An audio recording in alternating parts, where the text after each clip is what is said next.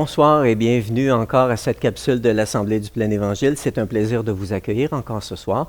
Et le thème qu'on touche durant le mois, c'est le thème de Dieu parle encore, l'entendez-vous? Et ce soir, ce qu'on aimerait toucher, c'est l'aspect des dons du Saint-Esprit. Les dons du Saint-Esprit. Pour certains, c'est un peu difficile à comprendre. Les dons du Saint-Esprit, qu'est-ce qu'il en est? On va regarder 3 dons. Il y a différents dons du Saint-Esprit, mais il y a 3 dons qui concerne le fait que Dieu nous parle, que Dieu aime nous parler, que Dieu désire nous parler. Et c'est ce qu'on va regarder. Premièrement, j'aimerais revenir sur un passage. On va regarder un passage de la semaine passée qui dit, « En effet, le Saint-Esprit vous enseignera au moment même ce qu'il faudra dire. » Jésus est en train de dire à ses apôtres, « On va vous faire comparaître devant les chefs religieux, devant les chefs d'État, vous allez passer en procès, mais ne vous inquiétez pas, parce que c'est ce qui va arriver. » Au moment même, ce qu'il faudra dire, le Saint-Esprit va vous l'enseigner. Dans Marc, voici comment c'est dit, Marc 13, 11, « Dites ce qui vous sera donné au moment même. En effet, ce n'est pas vous qui parlerez, mais l'Esprit Saint. » Donc, c'est clair, évident que le Saint-Esprit désire nous parler, que Dieu désire nous parler par son Saint-Esprit. C'est clair, c'est évident.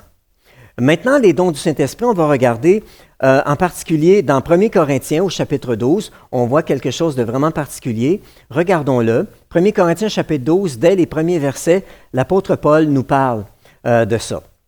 Il dit, « En ce qui concerne les réalités spirituelles, je ne veux pas, frères et sœurs, que vous soyez dans l'ignorance. Sachez qu'il y a un aspect spirituel à notre vie chrétienne. Cet aspect spirituel, c'est Dieu qui désire interagir dans nos vies, qui désire nous guider, nous diriger, nous éclairer, nous parler, nous encourager.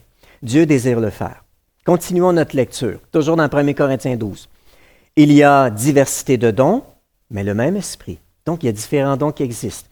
Or, à chacun, la manifestation de l'Esprit est donnée pour le bien de tous. Le Saint-Esprit, ce n'est pas un badge de dire « Hey, je suis un bon chrétien, je suis spirituel, je manifeste les dons du Saint-Esprit. » Ce n'est pas pour moi, c'est pour les autres, c'est pour vous, ceux qui nous entourent. Il y a diversité de dons et on va voir comment ça se manifeste. On continue notre lecture. Versets 8 et 9. « En effet, à l'un est donné par l'Esprit une parole de sagesse, à un autre une parole de connaissance, selon le même esprit. À un autre, la foi par le même esprit. À un autre, des dons de guérison par le même esprit. » Ça continue. « À un autre, la possibilité de faire des miracles. À un autre, la prophétie. À un autre, le discernement des esprits. À un autre, diverses langues. À un autre, l'interprétation des langues. » On continue. « Mais toutes ces choses, c'est un seul et même esprit qui les accomplit en les distribuant à chacun, en particulier comme il le veut. » Donc, c'est le Saint-Esprit qui accomplit ces choses, qui les distribue comme il le veut. C'est le Saint-Esprit qui donne ces choses-là comme il le veut. Donc, nous ne pouvons pas forcer, nous ne pouvons pas nous ériger artificiellement de manifester ces dons. Nous n'avons qu'à nous abandonner et laisser le Saint-Esprit nous utiliser. Ici, on a lu 9 dons différents. Il y a 3 dons qui nous intéressent. 3 dons qui sont beaucoup plus précis avec le fait que Dieu veut parler, que le fait que Dieu veut nous apporter des informations, de la sagesse pour vivre de la meilleure manière qui soit. Et les 3 dons en particulier sont les paroles de sagesse, les paroles de connaissance et la prophétie. Et on va regarder le premier, parole de sagesse. Qu'est-ce qu'il en est?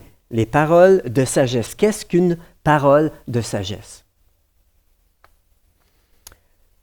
C'est premièrement, la compréhension biblique de la sagesse. Selon la Bible, la sagesse, c'est de savoir comment vivre et agir de manière juste ou de manière qui plaise à Dieu, selon le cœur de Dieu. De savoir comment vivre, de savoir comment utiliser la connaissance et l'appliquer pour vivre d'une manière juste.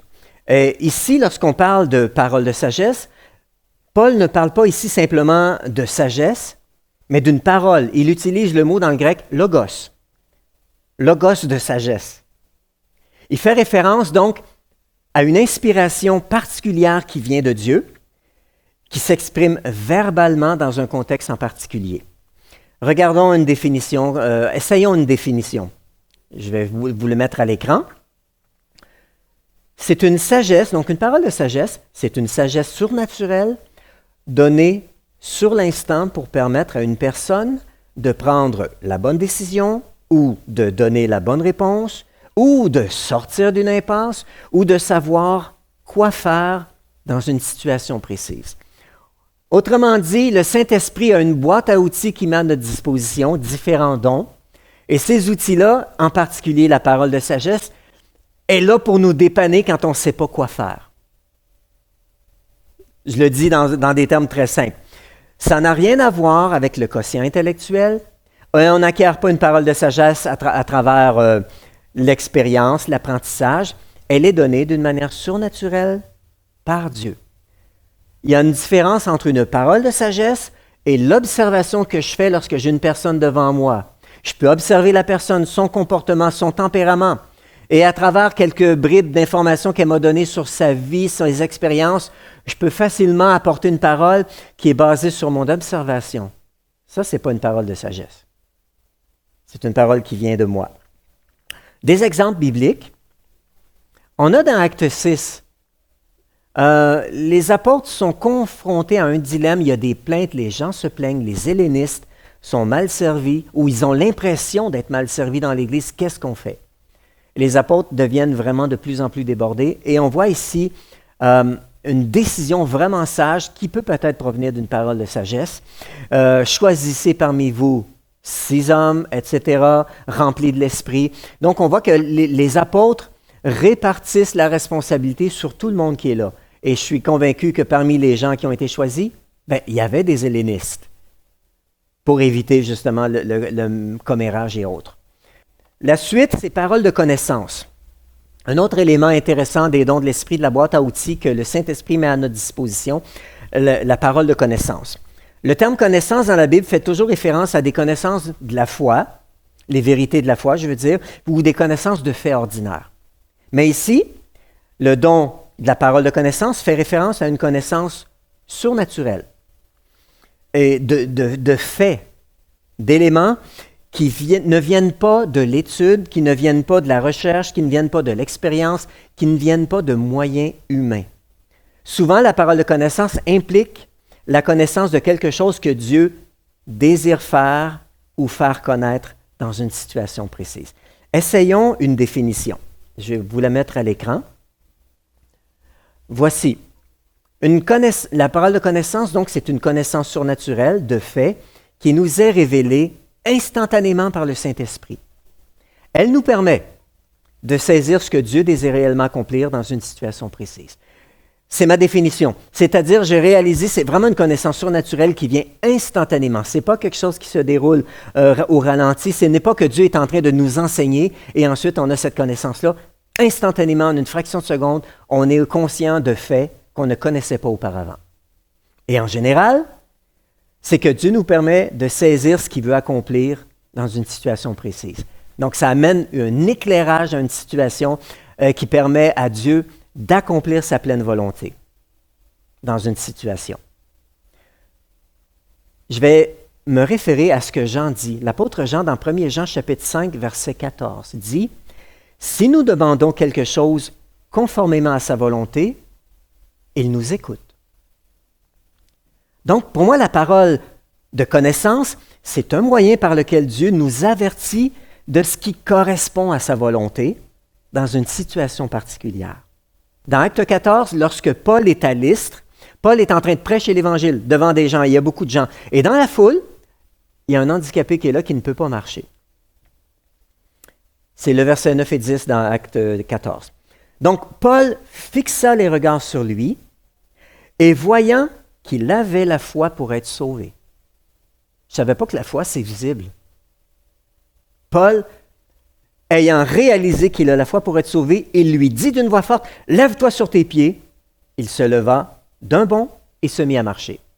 Donc l'apôtre Paul reçoit une parole de connaissance. Il est en train de prêcher et tout à coup, il reçoit cette parole pour cet homme-là. Cet homme-là, son cœur est plein de foi pour obéir à ce qu'il va lui demander. Il est en train de prêcher, il s'arrête, « Lève-toi! » Wow! C'est assez étonnant. C'est ce que produit une parole de connaissance. Il m'est arrivé, je me souviens, j'étais en train d'enseigner on avait un week-end avec les responsables d'école du dimanche du Grand Montréal il y a plusieurs années. Et pendant que je suis en train d'enseigner, le Seigneur me parle clairement concernant l'une de ces personnes-là. Au point où ça me distrayait. J'avais de la difficulté à enligner mes mots. Et je suis allé voir cette personne-là par la suite pour lui parler doucement et réaliser effectivement que cette parole de connaissance venait de Dieu. Et ça a eu un impact réellement positif. OK. Donc, on a vu quelques exemples des paroles de connaissance. On va regarder maintenant la prophétie parce que le temps avance rapidement. Qu'est-ce que la prophétie, c'est dans le contexte des dons du Saint-Esprit?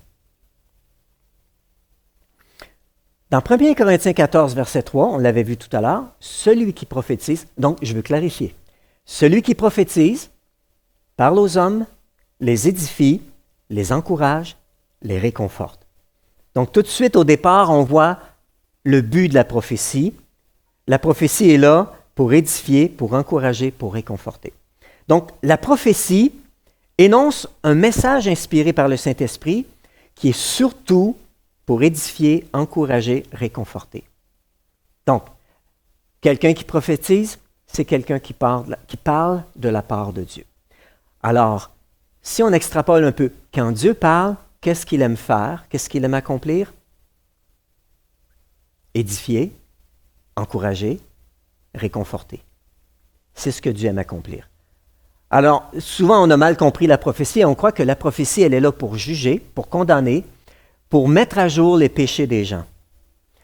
Moi, j'ai réalisé dans ma vie que tous ceux qui vivent avec un certain péché sont déjà coupables et se sentent coupables et ils se sentent mal. On n'a pas besoin de leur dire, ils le savent déjà. Ce qu'ils ont besoin, c'est la solution. Et Dieu est le Dieu de la solution. Donc, ce qui est important concernant la prophétie, c'est que Paul insiste vraiment beaucoup dessus. Dans 1 Corinthiens 14, comme tout à l'heure on avait lu, au premier verset, je revois rapidement avec vous. Aspirez aussi aux dons spirituels, mais surtout à la prophétie. Un peu plus loin, versets 4 et 5, celui qui parle en langue s'édifie lui-même, alors que celui qui prophétise édifie l'Église. Je désire que vous parliez tous en langue, mais encore plus que vous prophétisiez. Et le verset 39 dit « Aspirez aux dons de prophétie ». Dans 1 Thessaloniciens chapitre 5, versets 19 à 21, l'apôtre Paul encore exhorte, encourage les Thessaloniciens. Il dit « N'éteignez pas l'esprit ». Ne dites pas à l'esprit « tais-toi ». Ne dénigrez pas. Ne rabaissez pas l'esprit.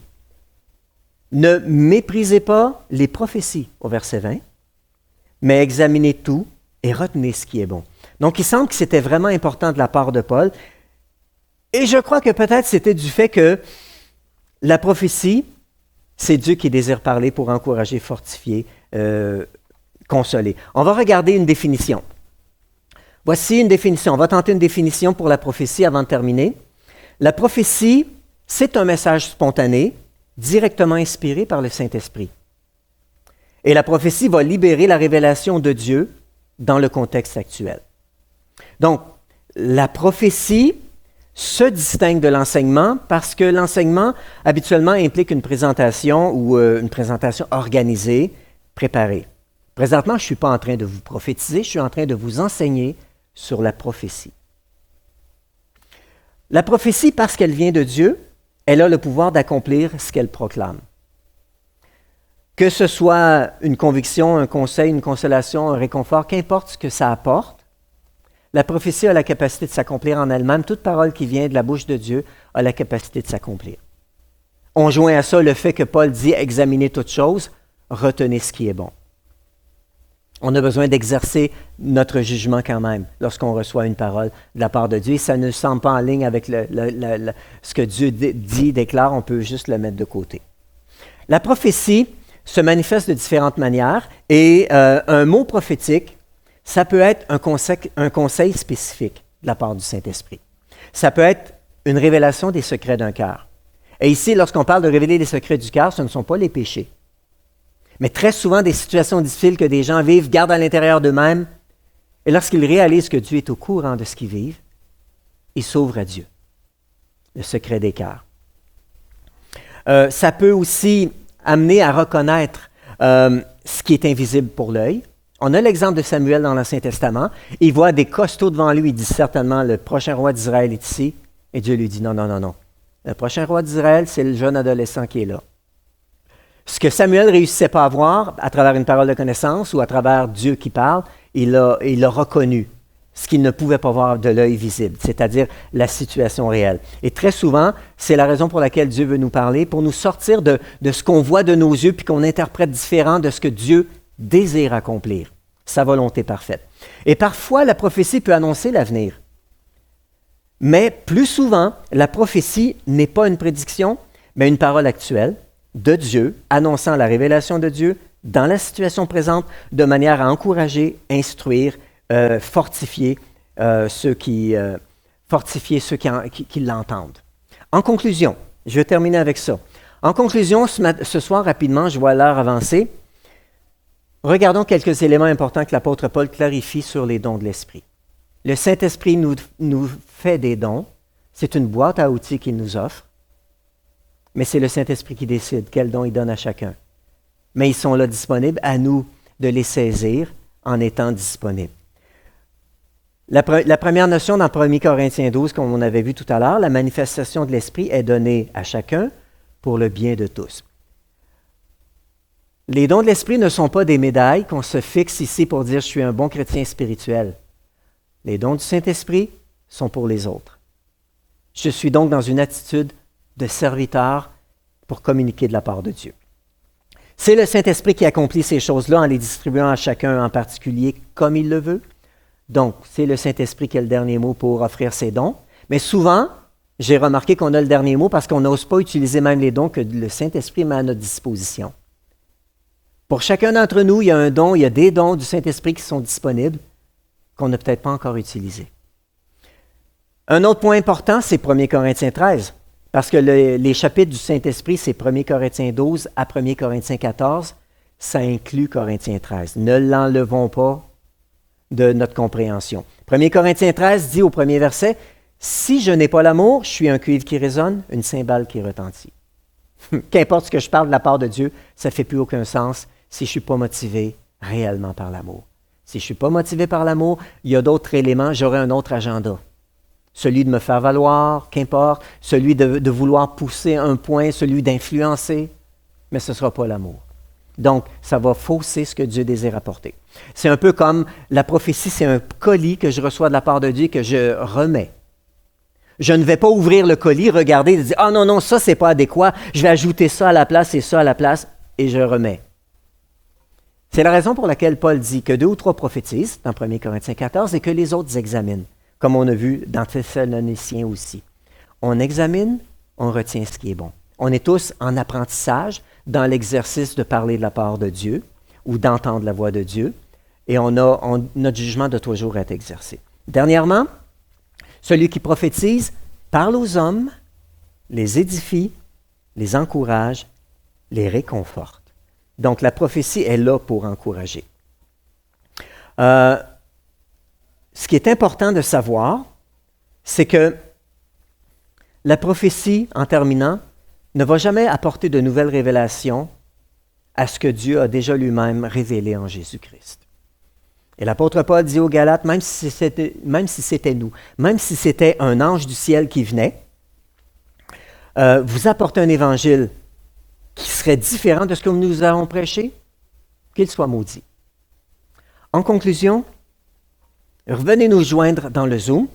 J'aimerais partager avec vous, partageons quelques expériences qu'on a vécues pour essayer, chacun on a une part de révélation ou de compréhension de la révélation, et lorsqu'on les met ensemble, on réalise, wow, je croyais que Dieu était ceci, mais quand je t'écoute, je m'aperçois qu'il est plus comme ça, et quand je t'écoute, toi à côté, comme ça, et notre compréhension s'élargit lorsqu'on partage. Partageons quelques éléments tout à l'heure dans le Zoom de comment est-ce qu'on a déjà permis au Saint-Esprit de nous utiliser, qu'est-ce que ça a apporté, que ce soit à travers les dons de l'Esprit, à travers une inspiration qu'on a reçue du Saint-Esprit, mais qui a apporté un encouragement, qui a apporté un changement à une situation.